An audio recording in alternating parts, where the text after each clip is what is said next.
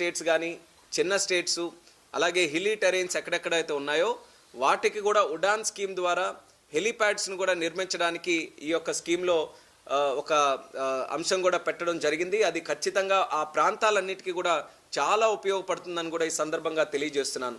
తద్వారా రాష్ట్రం దేశంలో ఏ మారుమూల ప్రాంతం ఉన్నా సరే వాళ్ళకి అత్యంత సమీపంలోనే ఒక హెలిప్యాడ్ కానీ ఎయిర్పోర్ట్ కానీ ఎయిర్ ట్రావెల్కి కన్వీనియంట్గా ఉండే విధంగా ఈ ఇన్ఫ్రాస్ట్రక్చర్ అక్కడ ఎస్టాబ్లిష్ చేయాలనేది కేంద్ర ప్రభుత్వం తాలూకు ఆలోచన.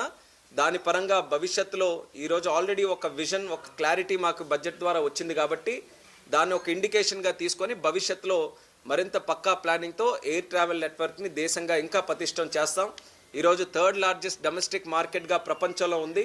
అది నెంబర్ 1గా తయారు చేయాలనేది ప్రధానమంత్రి గారి తాలూకు ఆలోచన. దాని వైపు ఈరోజు వచ్చినటువంటి బడ్జెట్ కూడా ఎంతో బలాన్ని, ఆ అంశాన్ని మనం చేరుకోవడానికి ఈరోజు ఇస్తుంది. కాబట్టి సివిల్ ఏవియేషన్ తరపున ప్రత్యేకమైనటువంటి అభినందనలు ఆర్థిక శాఖ మంత్రి గారికి కూడా ఈరోజు స్పష్టంగా తెలియజేసుకుంటున్నాం. అలాగే మీరు చూస్తే బడ్జెట్ ద్వారా గతంలో కూడా ప్రవేశపెట్టే ఎలక్షన్లు అయిన వెంటనే వచ్చిన బడ్జెట్లో మనకి పోలవరం గురించి ప్రస్తావించి నిధులు కేటాయించారు.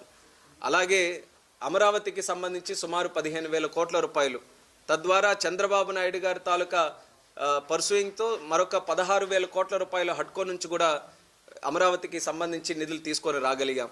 స్టీల్ ప్లాంట్ తాలూకా ఇష్యూ అసలు ఇంపాసిబుల్ టాస్క్ అనుకున్నారు అందరూ కూడా. కానీ చంద్రబాబు నాయుడు గారు ఆయన ఎప్పుడు ఎక్కడికి వచ్చినా సరే ఒక ప్రయారిటీ ఎజెండాగా అది తయారు చేసుకొని మరి కుమారస్వామి గారు కానీ సీతారామన్ గారు కానీ అలాగే ప్రధానమంత్రి గారు కానీ ఎవరికి కలిసినా సరే ఇది నాన్ నెగోషియబుల్, ఇది ఖచ్చితంగా మనం కాపాడుకోవాలి, ఇది ఆంధ్రుల తాలూకా ఆత్మగౌరవానికి సంబంధించినటువంటి అంశం అని చాలా స్పష్టంగా తెలియజేస్తూ 7 నెలల్లోనే చరిత్రలో ఎప్పుడూ లేని విధంగా 10,500 కోట్లు సుమారు స్టీల్ ప్లాంట్ కూడా ఈరోజు సాధించుకున్నామనంటే అది ఎన్డీఏ ప్రభుత్వం తాలూకా ఘనత అనేది కూడా ఈ సందర్భంగా తెలియజేసుకుంటున్నాను. అలాంటి అంశాల్లో కొప్పర్తి ఓర్వకల్ తాలూకా నోట్స్ దానికి కూడా సుమారు 5,000 కోట్ల రూపాయలు.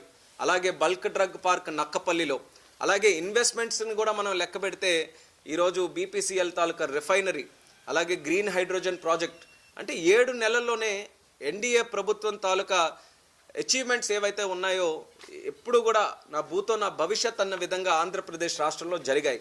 ఈరోజు బడ్జెట్ ద్వారా కొన్ని కొత్త స్కీమ్స్ను కూడా ప్రవేశపెట్టారు. ధనధాన్య స్కీమ్ కింద అగ్రికల్చరల్ డిస్ట్రిక్ట్స్ను కూడా ఒక 100 ఐడెంటిఫై చేసి డెవలప్ చేయాలని, ఇలా ఏవైతే జనరల్గా స్కీమ్స్ ఉన్నాయో అవి కూడా ట్యాప్ చేసుకొని ఆంధ్రప్రదేశ్ రాష్ట్రానికి నిధులు తీసుకొని వస్తాం. బడ్జెట్లో ప్రస్తావించకపోయినా ఇంకా మిగిలినటువంటి సమస్యలు ఏవైనా ఉంటే అది కూడా రానున్న కాలంలో మరి ప్రధానమంత్రి గారితో కానీ కేంద్ర ప్రభుత్వంతో కానీ మన తాలూకా సమస్యలన్నీ కూడా తెలియజేసి మిగిలిన సమస్యలు కూడా పరిష్కరించుకునేటటువంటి కార్యక్రమాలు భవిష్యత్తులో కూడా కొనసాగిస్తామని కూడా ఈ సందర్భంగా తెలియజేసుకుంటున్నాం.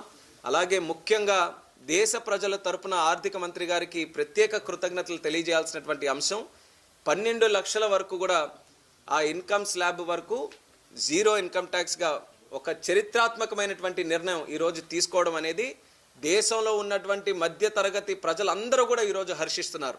ఇలాంటి చరిత్రాత్మకమైనటువంటి నిర్ణయం గతంలో ఎప్పుడు కూడా జరగలేదు. అది కేవలం ఈ ఎన్డీఏ ప్రభుత్వానికి ప్రధానమంత్రి గారికే అది దక్కింది. ఈరోజు చూసుకుంటే వికసిత్ భారత్ 2047 అనేటువంటి లక్ష్యం ఏదైతే ఉందో దానికి ఫౌండేషన్ మన మిడిల్ క్లాస్ వేస్తుంది. మధ్యతరగతి వర్గమే నిజాయితీగా ప్రతిరోజు కూడా కష్టపడుతూ ఎలాంటి సెక్టర్ ఏ రంగం తీసుకున్నా సరే దానికి పునాది వాళ్ళే వేస్తున్నారు. అటువంటి వర్గానికి ఈరోజు ఊతమిస్తూ వాళ్ళని ప్రోత్సహిస్తూ వాళ్ళ ఆర్థికంగా కూడా వాళ్ళకి ఒక ఫౌండేషన్ ఇవ్వడానికి ఈరోజు ఏదైతే కార్యక్రమం జరిగిందో అది నిజంగా ప్రతి ఒక్కరు కూడా across the party lines, across the reasons, across the states అందరూ కూడా హర్షించాల్సినటువంటి విషయం. అలాంటి నిర్ణయం తీసుకున్నందుకు మరొకసారి ప్రధానమంత్రి